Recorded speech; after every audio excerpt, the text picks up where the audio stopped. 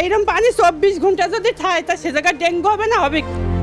ডেঙ্গুর মৌসুম কি এবার আরও ভয়ঙ্কর রূপ নিচ্ছে? রাজধানীর গণ্ডি পেরিয়ে দেশের বিভিন্ন প্রান্তে ছড়িয়ে পড়ছে এডিস মশাবাহিত এই রোগ। পরিস্থিতি এমন পর্যায়ে পৌঁছেছে যে ঢাকার বাইরে আক্রান্তের হার এখন উদ্বেগজনকভাবে বাড়ছে।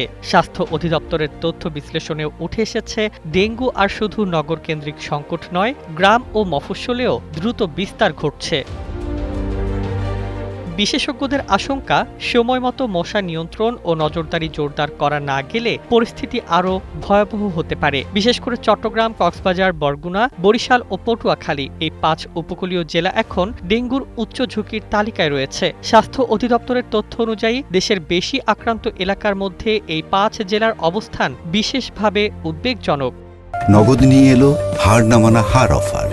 সর্বনিম্ন 10,000 টাকা রেমিটেন্স নগদে পাঠালে থাকছে স্বর্ণের হার জেতার সুযোগ।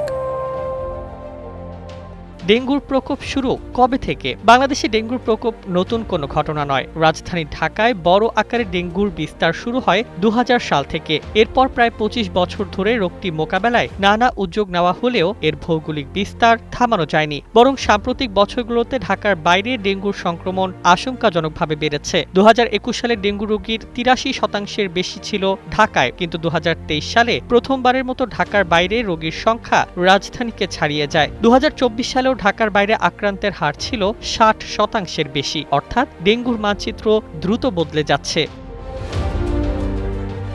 আরও ভয়ঙ্কর বিষয় হলো, গ্রামাঞ্চলে ছড়িয়ে পড়ছে এমন মশা যেগুলো আগে ডেঙ্গু বিস্তারের সঙ্গে ততটা সম্পৃক্ত ছিল না। জমিয়ে রাখা পরিষ্কার পানি, ড্রাম, বিভিন্ন পাত্র এবং গ্রামীণ পরিবেশে এডিস মশার প্রজনন ক্ষেত্র তৈরি হচ্ছে।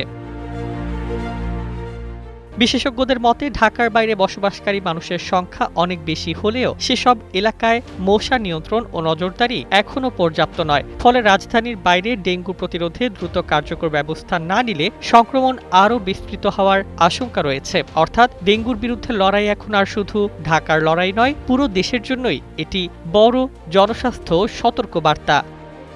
News desk, 21 television.